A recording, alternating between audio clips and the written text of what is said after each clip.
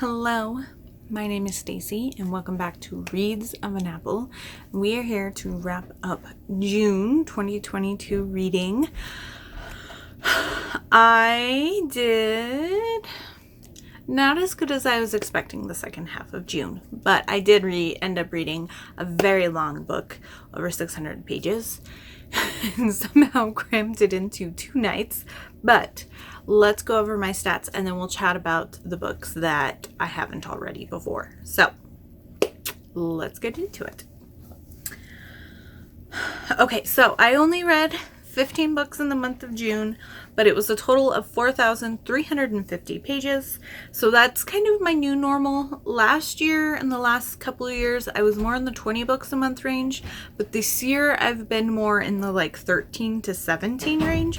So this is smack dab in the middle. And I averaged 1.07 days per book. And then the average page count was 290 pages.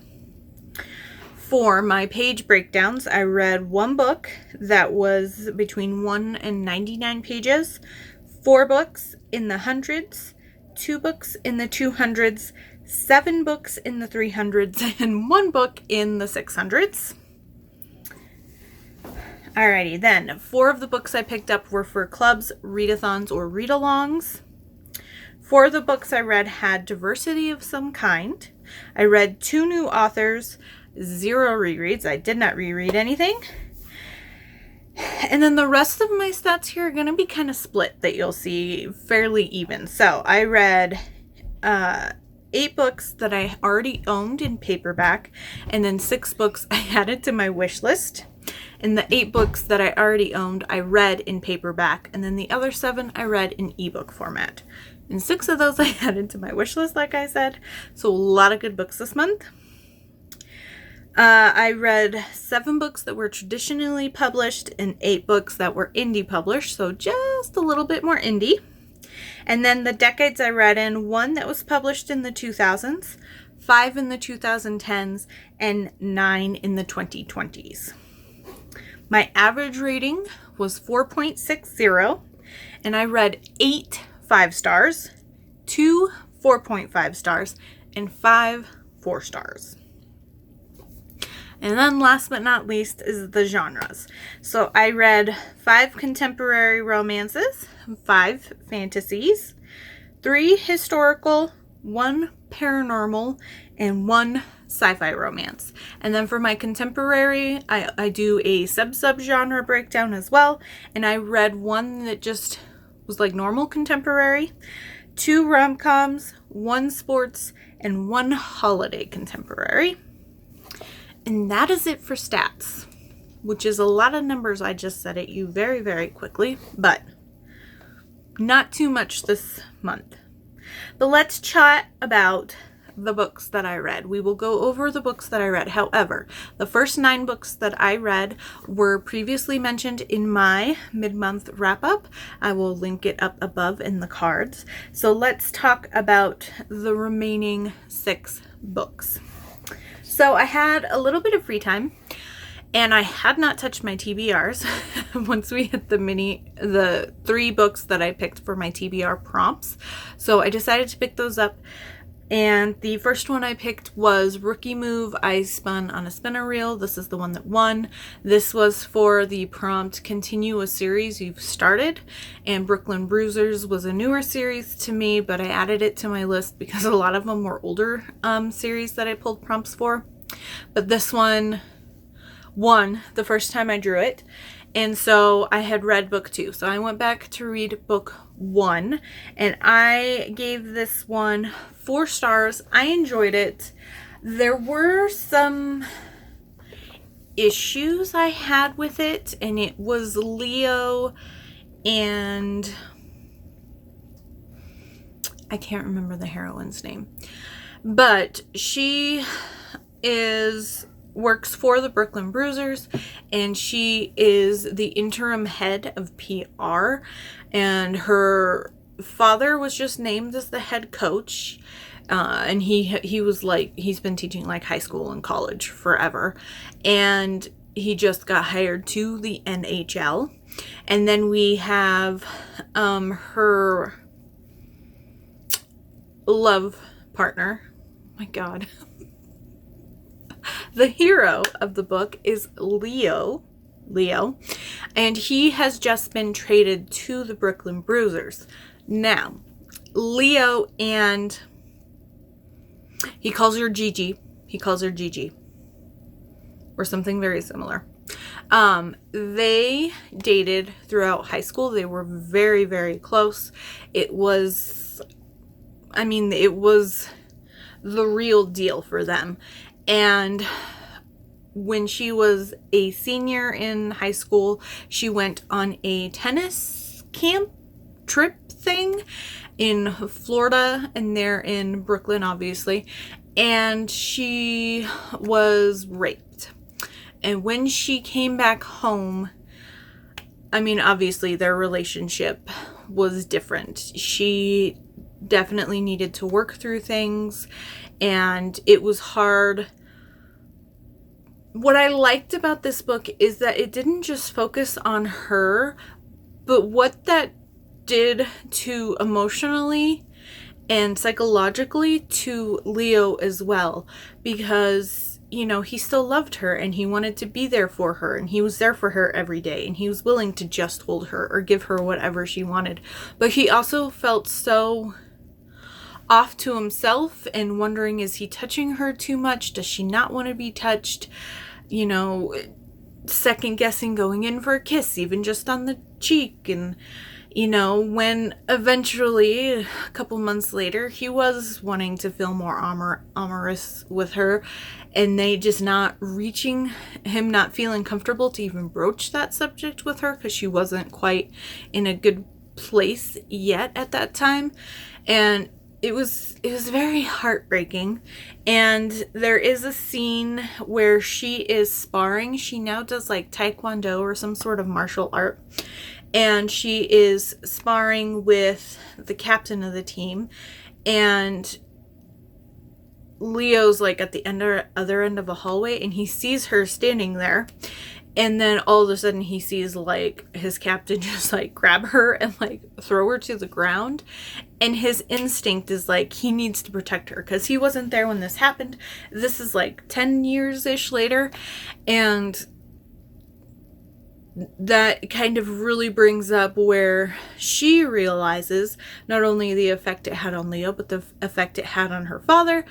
And Leo also kind of realizes that he had his own things that he needed to work through, because she went to like therapy and things and got the help that she needed, but he never really did, because he never really understood that he needed some type of help as well. And so that discussion, especially after that incident near the end of the book, it was really touching to see that, because I feel like different nuances and aspects around an attack of that nature aren't necessarily discussed. And while yes, the focus should be the victim, it does affect those around her, whether in romantic or platonic or familiar relationships as well. I also didn't understand her father being so angry at him, and like it just seemed too much. It's been 10 years. I didn't understand why he was so angry. And his reasoning was they had a conversation on the phone when she was in this camp, and she was upset, and she told her father, I'm upset by what Leo and I talked about, or I'm upset about our conversation or something like that. And so I'm going to go out with my friends and just try to like blow off steam kind of a thing. And then that's where the attack happened.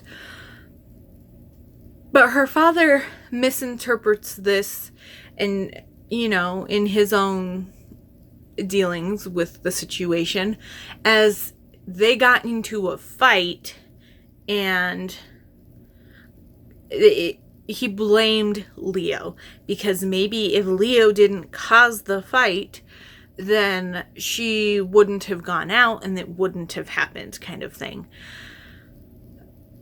And then, but he says you guys got in a fight, and they're just both like, no, we didn't get into a fight. And then it comes out that the reason why she was upset is because the conversation they were talking about was being apart from each other and them going to separate colleges. And he was looking at like airfare and things like that. And he was like, we're going to be poor college kids with not a lot of time.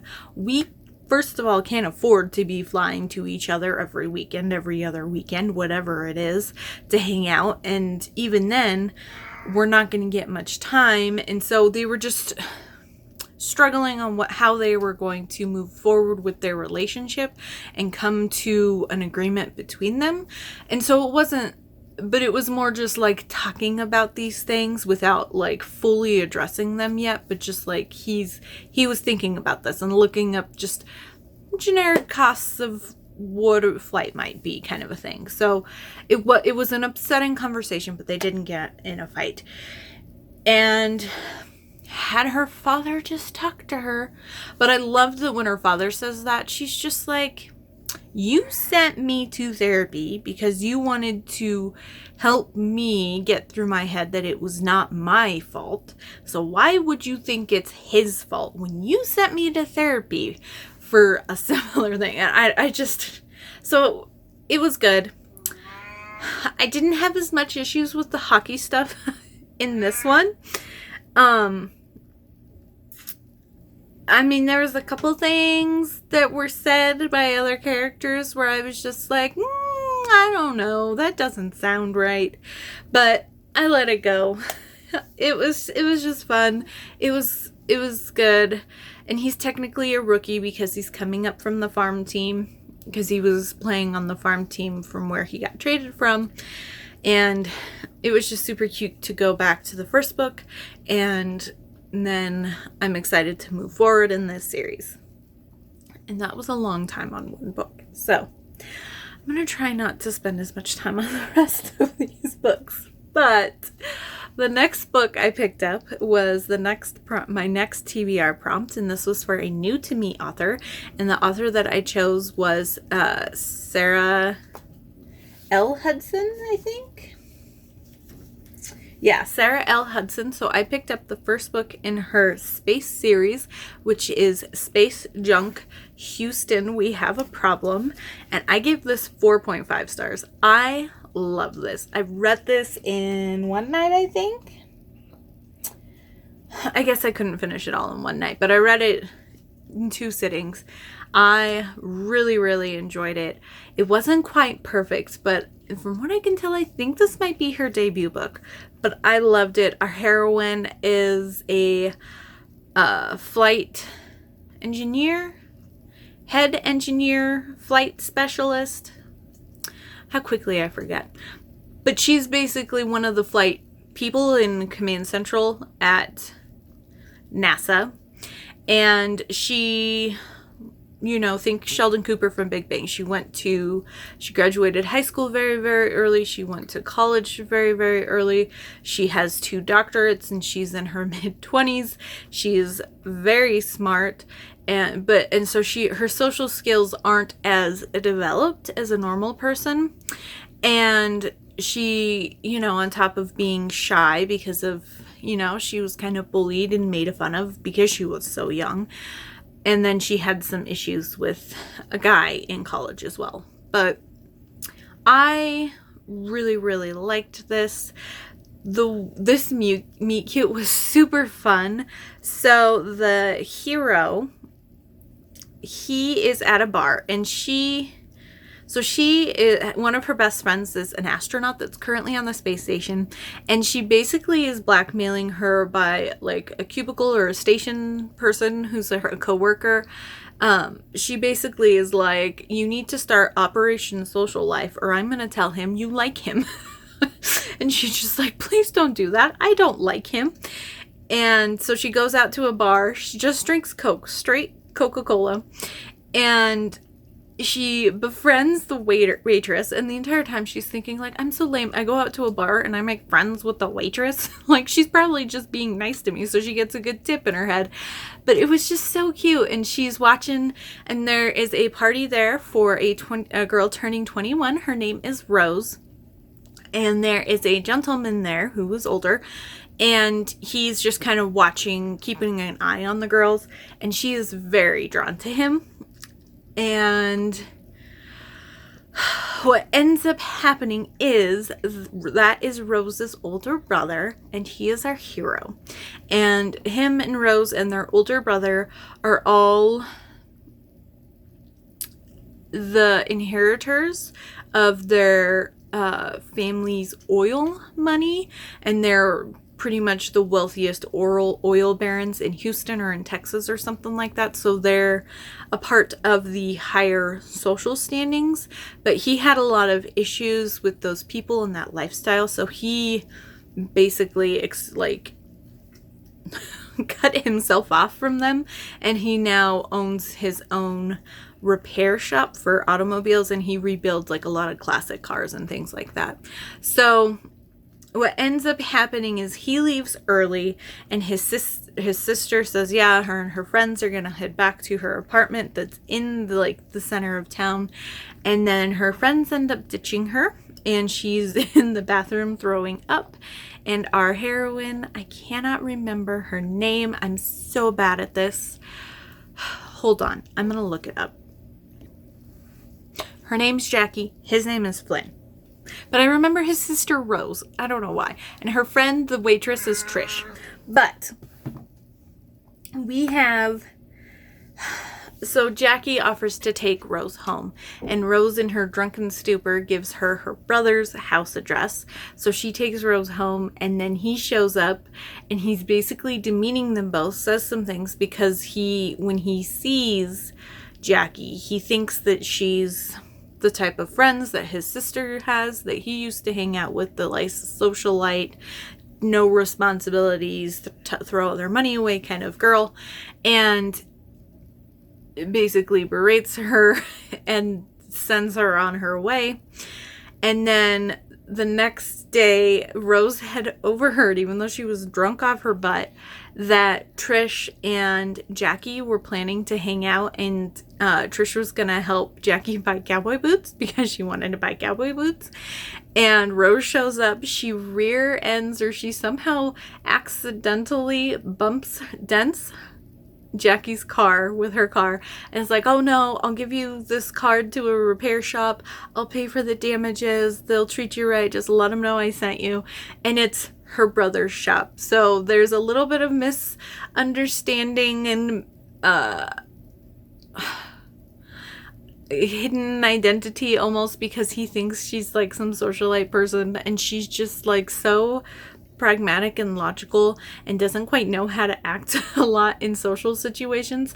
But he angers her, and she like snaps for the first time at him, and it was just so cute. And she thinks he's Rose's boyfriend.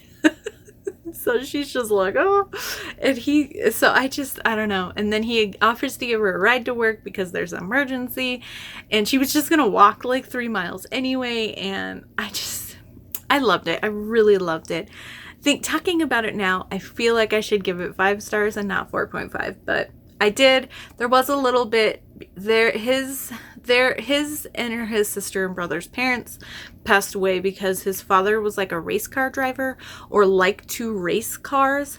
And when they got older and weren't as good anymore, then they did the underground racing, and they were adrenaline junkies, and they got into an accident and died. So when he finds out that Jackie's working towards becoming an astronaut, and when she shares that she got into the like astronaut training program to basically do the final steps to go to space, he kind of freaks out because he doesn't want to marry an adrenaline junkie.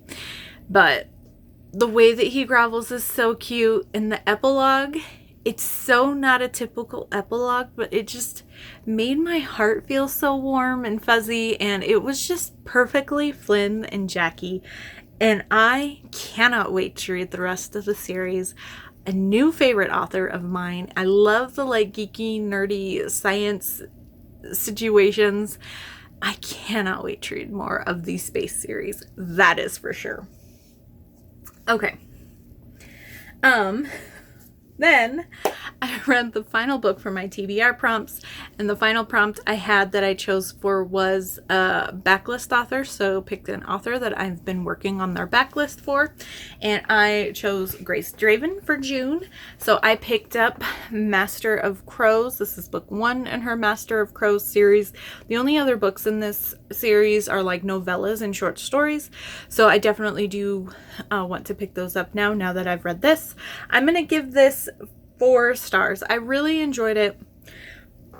It has a lot different vibe, and it definitely, you can tell it was published before Radiance, and it has a lot different. It's not as romance focused here, and I feel like the world building itself is a little more, I don't know if clunky is the right word, but it took me a little bit longer to get into this world.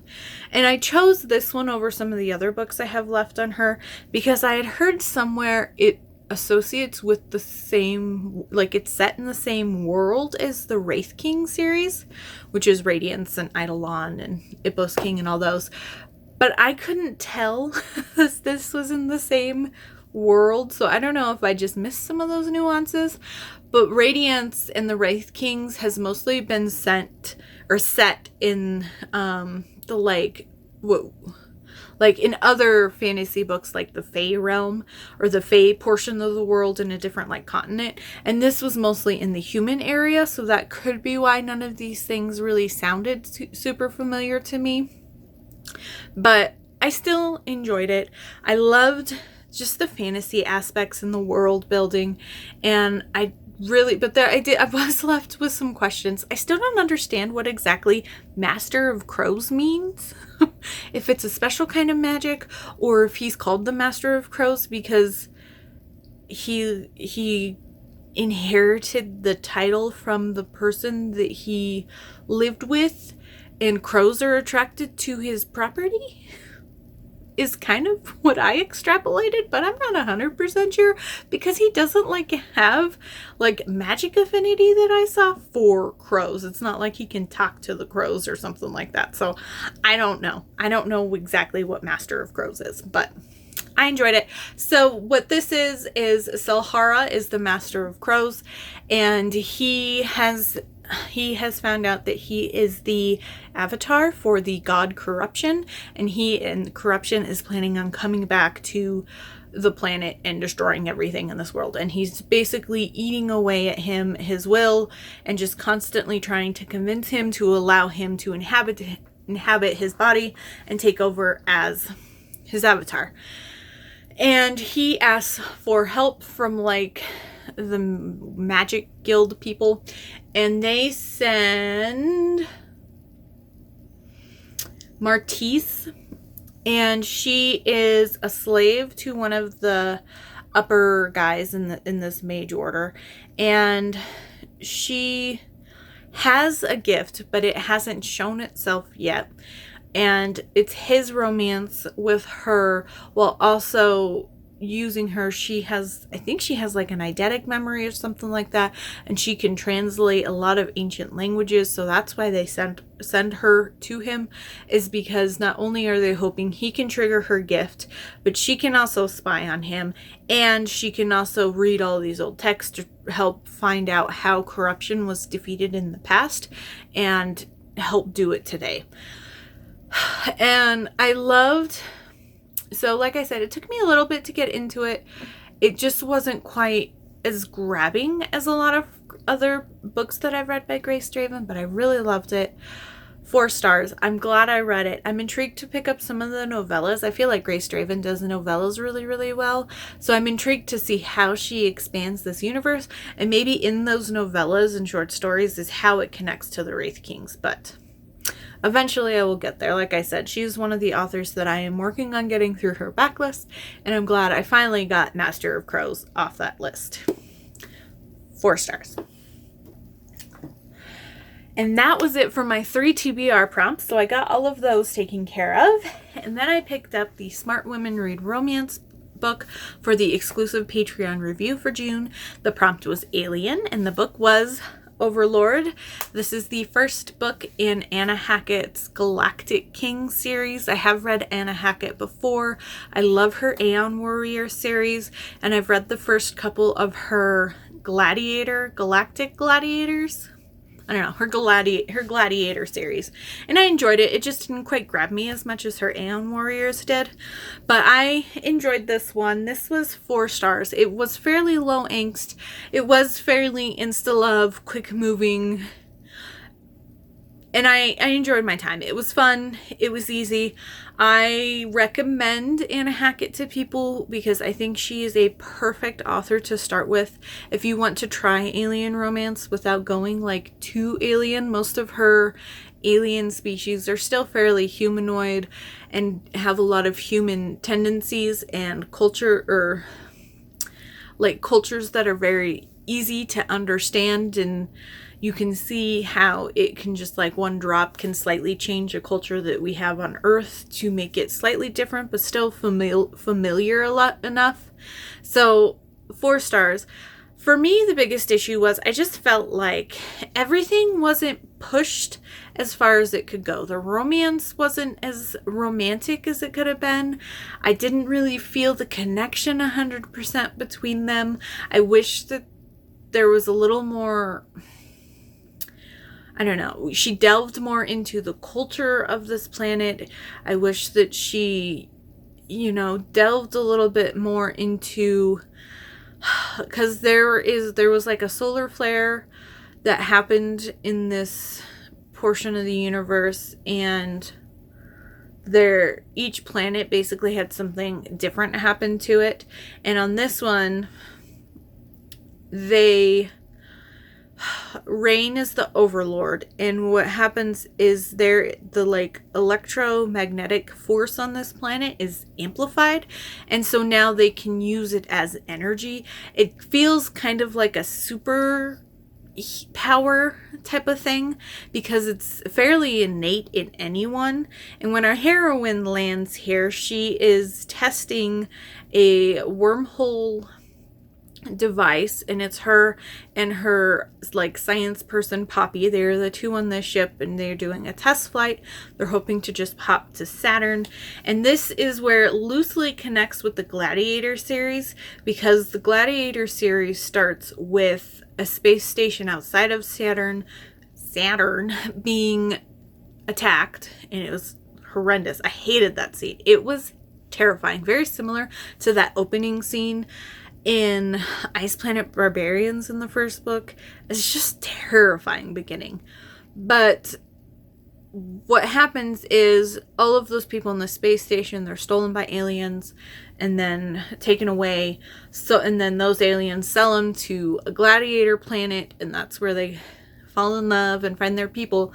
But eventually, I guess, I didn't read this far in the series, but somehow they touch base back with Earth to let them know they're alive, and somehow send back information on creating a wormhole device that they, from what they can understand of how they got there or something. I didn't finish the other series, so I'm not 100% sure what was going on with science though. But the company that these 2 work for won it. It sounds like they're a private company, so not NASA. And this is the first, like, they won the bid to work on this new science, and these 2 are testing it out. They're hoping to do the wormhole jump to Saturn, and they end up on the other end of the universe that they didn't even know existed. So that was fun. But so they crash land, they're separated, the ship gets carved in half on impact or when they're coming through the atmosphere or whatever. And so our heroine, she somehow is magic, and she can manipulate this energy very quickly. She gets pretty masterful at it very quickly, and it's things that nobody's ever done before, been able to do with it before. So I just wish that everything in the book was just pushed a little bit more, and just like I know Anna Hackett can write really, really well. I've given a lot of the books in Aeon Warriors 5 stars.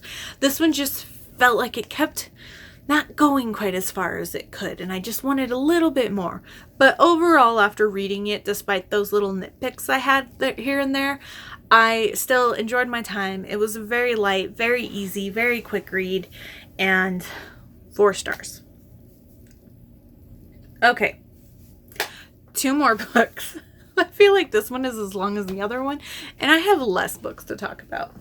So, I read for the S.J. Emelong, Queen of Shadows. This is book 4 in the Throne of Glass series. This is the big 600-page book I was talking about earlier. 5 stars. Holy crap. I read this for the S.J. Emelong, like I said, that's created by Jen from the Book Refuge. But every month it's kind of hopping different channels. And so her and friends are hosting, and each month there's a different group of people on the live show. And I have been loving these books. I have never read SJM until I started this read along. We are going in publication order. But here, what did I love about this book? I mean, Kale is back to irritating me until the very end, and I'm hoping that this switch finally happens. It's like, I'm like, why didn't you see it? Why didn't you see it? Why didn't you see it? And then he finally gets it at the end of Air of Fire. And now in here, why are you doing this? Why are you not listening to her? Why are you being a little whiny baby? And then he finally understands it once again. But anyway, outside of Kale, I don't know why. He's just a character that I'm not a fan of so far. Aelin is officially Aelin. Oh my gosh, she is so freaking badass. She had so many tiny little plots and plans, and she's like doing all these like maneuvers around behind people and like manipulating stuff behind the scenes so that they do what she wants. And then when they pan out, it is, and most of them panned out, and yeah, some of them probably came through a little easier. But it was just so cool to see how she was able to just manipulate and get things. And while this could be, these powers could be used for evil, I will say that. But we know she's doing it for good. And it was just so cool to see. And Rowan shows up, and we kind of get more on their relationship. They're finally really starting to, even though they both are kind of secretly pining for each other and secretly attracted to each other, they finally kiss in here. They are finally kind of outwardly acknowledging their feelings for each other and going into a more romantic relationship as well. She rescues Aedion in here, and it's one of my favorite scenes. So cinematic. Aelin meets Manon, and they have a fight scene that's also very cinematic. I could not put down the last 100 pages. It was just so freaking crazy. The huge battles that were going on and all of the implications and revelations that are happening, and there's just so much. Dorian's rescued. Kale finally apologizes for his role in Nehemia's death, which I'm still bitter over. But oh my gosh, and I just loved that here you could finally see Aelin making choices and taking actions and acting like a queen. And other people were starting to notice it, where they'd be like, she's not standing like an assassin. She's standing like a queen. She has the demeanor of a queen. And I'm just like, she is going for it. She is finding her own, and she is really owning herself and who she is. And I just, and the court and the friends that she's making and allying herself with, I am I'm so excited to continue the series and see where it goes. Let me tell you, I stayed up way too late to finish this book because the live show was last Thursday. Or Thursday. Yesterday. It's Friday. When I'm filming this, it's Friday. Surprise. It was yesterday.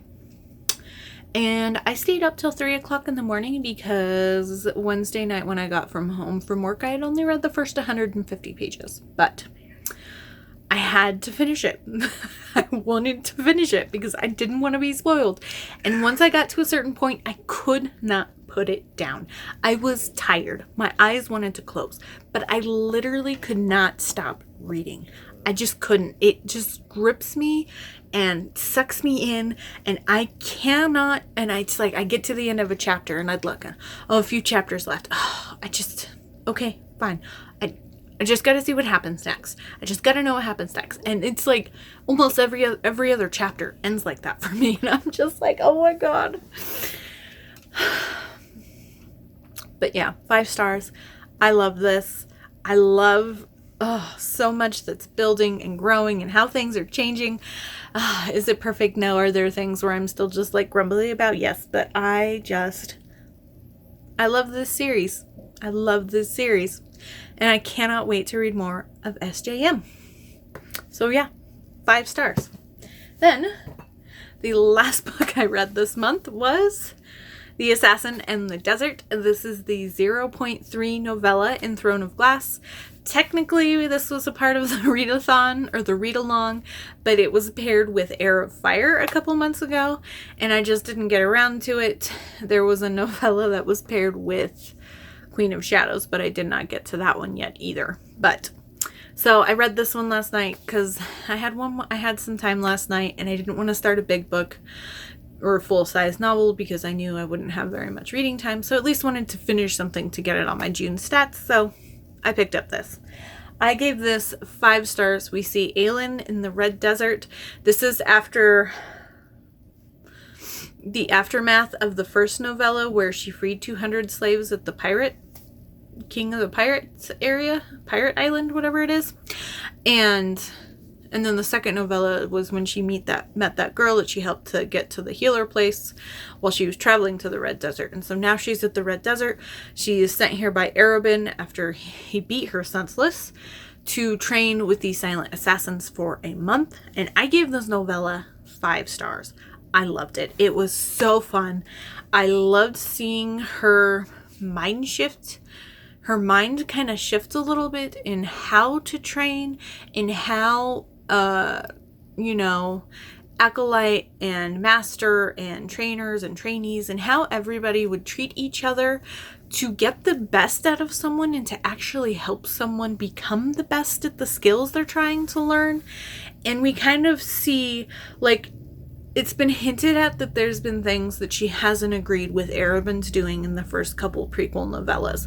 But here, I feel like those tiny little things are now kind of they've hit the max level where she cannot handle them anymore. And she is, she talks about buying an apartment and she, separating herself from the Assassin's Guild, not living there anymore, and trying to distance herself as much from Arobin as much as she can.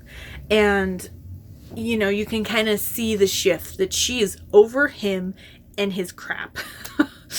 We also get her kind of dealing, since she is alone, just her kind of ruminating and looking inward and assessing her feelings for Sam, and really kind of accepting and realizing that they're turning into a more romantic type way.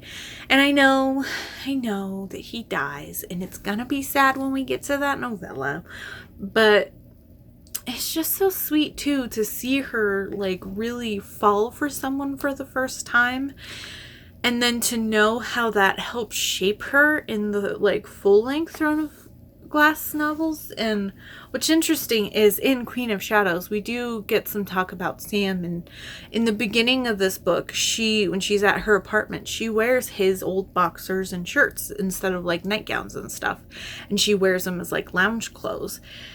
And she still has a lot of love for Sam and still grieves him, and which, makes sense when you lose someone you love and who is that close to you. People talk about how grief, time heals all wounds. And for grief, I disagree with that. I heard someone quote, or I saw it in a novel once, but somebody referred to grief, that grief is not a wound. Grief is a wave. There are days when it's good, there are days when it's bad, and it's more just learning. Like, I don't know, because like I've lost a lot of people close to me, my mom and my grandmother, and I've lost both of my grandmothers. I just recently lost my grandfather. I've lost one of my aunts, and grief is definitely, and while my grief levels for everybody, like no one is as high as my mom for sure, but a wave is just perfect, because there are days where I just can do nothing but cry and think of her, and then there are days where she's just kind of in the back of my mind, and it just never goes away. It is always there. It is always something that can easily be triggered, so to speak, but you more just learn how to live missing that person and not having that person in your life in the same kind of, like, physically anymore. So I feel like grief is, and it's something that is definitely talked about, especially in Heir of Fire. That book really touched me with a lot of the dealings of grief, both with her and with Rowan. And I don't know, the way Sarah J. Maas writes about grief and just mental things like that just is really touching, and you can tell that if she hasn't experienced it herself, she at least knows what she is dealing with, and she's talked to people who have felt similar things, and it is very visceral. But so yeah, and that is the last book I read. That is the 15th book of June. Oh boy, this is a long one. I talked a lot about these books, but I had a great reading month of June. My birthday was in the beginning of the month. I kicked it off with a really big bang. Things kind of slowed down for me in the middle of the month, but I ended it on a high note, and I cannot wait to see what July brings. I'm very excited for the books on my TBR and books that I'm reading for read-alongs and book clubs this month. Man, I am excited to see what July brings. So, I'm excited. If you have not seen it, I'll link my July TBR up in the cards up above. We did it. We got through June, and we are officially halfway through the year. So I will be doing my mid-year freakout book tag soon. Last couple years I did it as just a blog post, but this year I will actually film it. So I will have that coming up sometime soon, hopefully. But anyway, thank you so much for watching this. If you read any good books, or you have any other thoughts about the books I read, or have any questions about them, please let me know down below. I'm more than happy to talk to you about them, or reach out on Instagram, either or, whatever is easiest for you. And let me know what books you loved in the month of June. But until then, I will see you all very, very soon. Bye.